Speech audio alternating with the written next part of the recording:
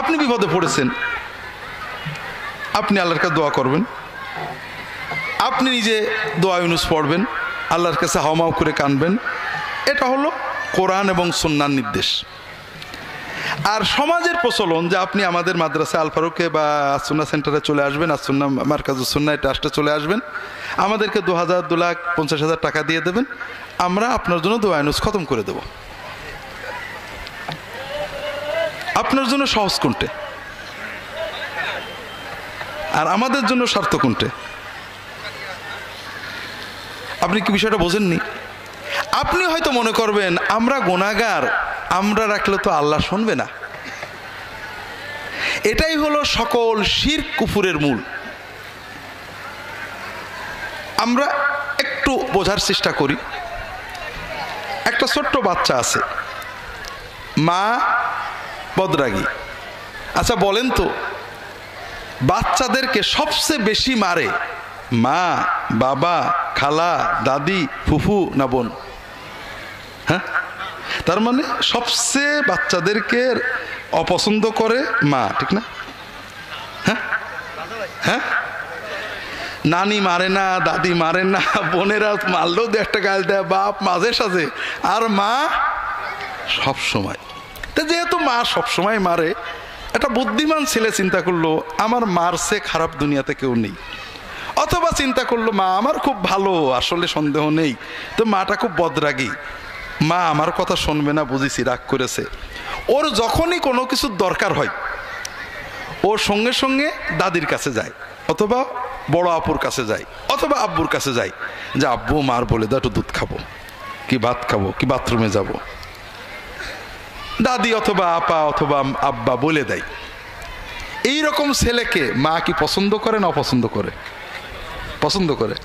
হ্যাঁ, যে ছেলে নিজের মনের কষ্ট, ব্যথা, বেদনা মায়ের কাছে না বলে অন্যের কাছে যে বলে তার মাধ্যমে মাকে বলে, মা কি ওই সন্তানকে ভালোবাসে না বিরক্ত হয়?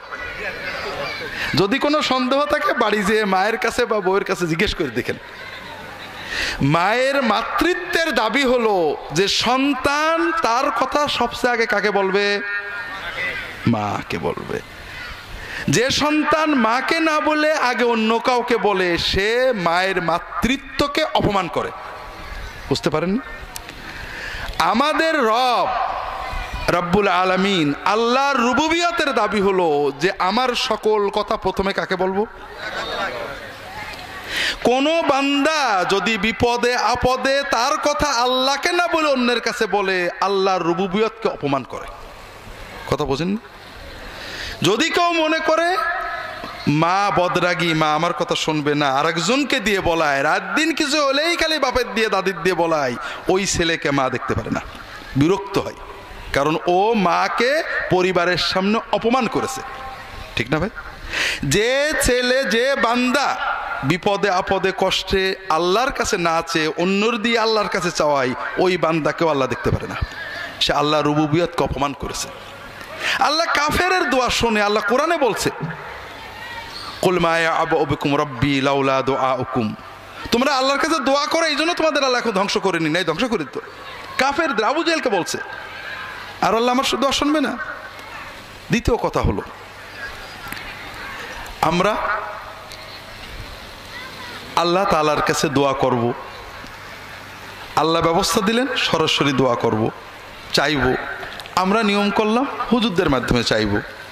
আরো মজার ব্যাপার দেখেন, আপনি বিপদে পড়েছেন, আর বিপদে পড়লে হাদিস শরীফে সহিহ হাদিস আসছে, দোয়া ইউনুস পড়ে আল্লাহর কাছে চাইলে আল্লাহ কবুল করে। দোয়া ইউনুস মানে কি? লা ইলাহা ইল্লা আনতা সুবহানাকা ইন্নী কুনতু মিনাজ জালিমিন। লা ইলাহা ইল্লা আনতা, আল্লাহ তুমি ছাড়া কোনো মাবুদ নেই। তার মানে বিপদে পড়ে ডাকার মতো, বিপদ থেকে তরানোর মতো, বিপদগ্রস্তকে রক্ষা করার মতো, বিপদগ্রস্তের ডাক শোনার মতো আল্লাহ তুমি ছাড়া কেউ নেই। ইন্নী কুনতু মিনাজ জালিমিন, আল্লাহ আমি অন্যায় করে ফেলেছি। এর অর্থ কি? যে আমাদের উপরে যে বিপদ আপদ গজব কষ্ট আসে আমাদের অন্যায়, ঠিক না? আর বান্দা যখন অন্যায় স্বীকার করে আল্লাহর কাছে কান্দে, আল্লাহ মাফ করে দেয়। এটাই তো কথা। এই জন্য রাসূলুল্লাহ সাল্লাল্লাহু আলাইহি ওয়াসাল্লাম বলছেন, যদি কোনো বান্দা বান্দি যে কোনো বিপদে দোয়া ইউনুস পড়ে আল্লাহর কাছে দোয়া করে, আল্লাহর সঙ্গে সঙ্গে তার দোয়া কবুল করে নেয়। এটা হলো আল্লাহ এবং তার রাসূল সাল্লামের শিক্ষা। আমরা কি শিক্ষা দিই আপনাদের? দোয়া ইউনুস শুধু পড়লে হবে না, খতম করতে হবে। খতমটা কিন্তু আমাদের বানানো, কোরআনেও নেই, হাদিসে নেই। কোরআন বেশি বেশি পড়ো, সাধ্য মতো পড়ো আর কাঁদো। আপনি যদি মনের আবেগে 100 বার, 50 বার, 2 বার, 10 বার পড়ো, আল্লাহর কাছে হতে পারে। আর খতম মানে 1 লক্ষ, 1.25 লক্ষ শুনলে আপনার চোখ এখান থেকে এখানে উঠে পড়ে। অত পড়বো কি করে? সিস্টেমটা আমরা বানাইছি কি জন্য? যেন আপনি আগেই বোঝেন যে একা সম্ভব না। গুড। এরপরে আপনাদেরকে বললাম যে আপনি হবেন না, আপনি অন্তত 40 জন আলেমকে ডাকতে হবে। অনেক এলাকায় আছে, জানি না আমাদের ঝিনাইদহে আছে কিনা। আমরা ছোটবেলায় খতমে গেছি, গুণাগুন্তির বিষয় জানি না। তবে চট্টগ্রাম বিভিন্ন জায়গায় আমরা শুনেছি নিয়ম হলো 40 জন আলেমকে ডাকতে হবে। তো 40 জন আলেম আসবেন, তারা দোয়া করবেন। আপনারা লক্ষ্য করেছেন কিনা, আমি নিজে দেখছি, যখন কোনো বাড়িতে আমরা খতমের জন্য যাই অথবা পিতামাতার দোয়ার জন্য যাই, বাড়ির যারা মানুষ তারা কিন্তু কেউ দোয়ায় শরীক হয় না। খেয়াল করেছেন? রান্না বাড়া, খাওয়া দাওয়া, কথাবার্তা, মেহমানদারি, দোয়ায় কিন্তু তারা আসে না কেউ। কারণ তারা বোঝে এত টাকা খরচ করে হুজুরদের দোয়া করছে, আবার আমরা কি দোয়া করব? ঠিক না? তাহলে আমরা 40 জন আলেম সবাই বলছি আল্লাহ আমি জালেম, ইন্নী কুনতু মিনাজ জালিম, আল্লাহ আমি জালেম, আল্লাহ আমি জালেম, আল্লাহ আমি জালেম। আর আপনি বাড়িওয়ালা একমাত্র আলেম যে নিজেকে জালেম বলে স্বীকার করছে না। এটাই তো কথা। আচ্ছা, বিপদটা আসছে কার? আপনার। কার অন্যায় আসছে? আপনার। আর আমরা 40 জন হুজুর বললাম আমি জালেম, আমি জালেম, আপনি একবারও স্বীকার করলেন না। তো এই বিপদ কোনদিন যাই। কিন্তু আলহামদুলিল্লাহ আমাদের খাওয়াও হবে, টাকাও হবে, আপনার কিছু হোক আর না হোক। তো এই জন্য এটা আমাদের সিস্টেমটা আপনার উপযোগী না। আর আল্লাহ এবং তার রাসূল সাল্লাল্লাহু আলাইহি ওয়াসাল্লাম যেটা দিয়েছেন সেটা আপনার উপযোগী। এতে আপনার আরেকটা লাভ আছে। এটা আমার যে অনেকগুলো ঘটনা আছে আমার জীবনের। একটা ঘটনা আমি বারবারই বলি, যারা অনলাইনে আমার লেকচার শোনেন তারা অনেকে রিপিটেডলি শোনেন, কিন্তু সবাই তো আর অনলাইন শোনেন না। এজন্য বলি আপনাদের অনুভবের জন্য, যে আমরা অনেক সময় আল্লাহ তাআলার কাছে দোয়া করার মজাটা বুঝি না। আমি যখন ইসলামিক টিভিতে কাজ করি, আমি কোন কোন বারে লাইভ করতাম সবাই জানে। আর লাইভ স্টুডিওতে ঢোকার অন্তত 1 ঘন্টা আগে পৌঁছে দিতে হয় টিভিতে। তো সম্ভবত একদিন মঙ্গলবারে স্টুডিওতে যাওয়ার আগে বসে আছি রেডি হয়ে,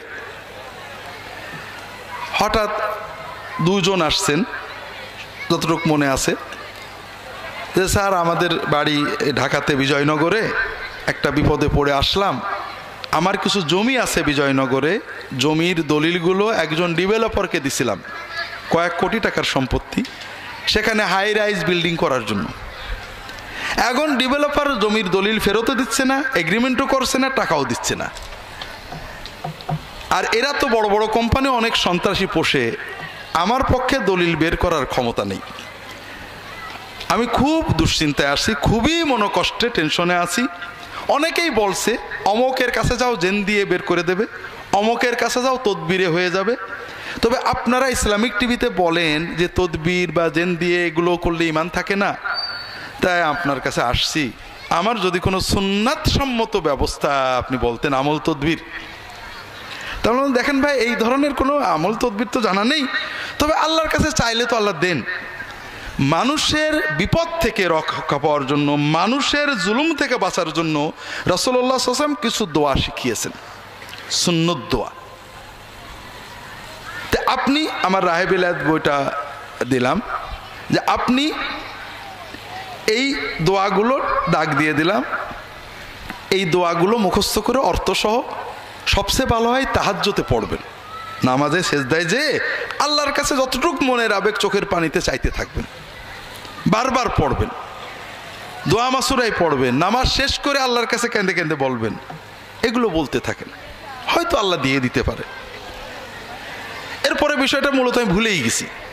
মাসখানেক সম্ভবত পরে এসে ওই ভদ্রলোক আসছেন, বলে স্যার একটা সুখবর, কোনো বলা নেই কওয়া নেই, ওই লোকটা আমার বাড়ির দরজায় এসে বেল দিয়ে আমার ওই দলিলগুলো দিয়ে চলে গেল। তো আলহামদুলিল্লাহ, মাশাআল্লাহ, আল্লাহর দয়া, আপনার সুন্নত দোয়া দিয়ে আল্লাহর কাছে দোয়া করেছেন, আল্লাহ কবুল করেছেন। তো না স্যার, তারপরে আমার মনটা খারাপ। কেন? যে আমি গত 1 মাস আপনার কথা মতো তাহাজ্জুদ পড়ছিলাম, আর তাহাজ্জুদের সেজদায় দোয়াগুলো পড়তাম, তে খুব শান্তি পাচ্ছিলাম, মনটা এত ভালো লাগতো। এখন আমার মনে হচ্ছে যদি আরো 6 মাস পরে আমার দলিলটা দিত তাহলেই ভালো হতো। কথা বুঝতে পারেননি? আল্লাহু আকবার। আপনি দলিলও পেয়েছেন, আল্লাহর ওলিও হয়ে গেছেন, আপনি আল্লাহর সাথে মহব্বতের প্রেমের মজা পেয়ে গেছেন, আপনি সব পেয়েছেন, ঠিক না? কিন্তু আপনি আমার কাছে এসে বসে থাকতেন, তাবিজ একটা নিয়ে যেতেন, আমার কাছে 1 লাখ টাকা দিয়ে যেতেন, আমি জেন চালান দেওয়ার কথা বলতাম, আপনি কিছুই পেতেন না।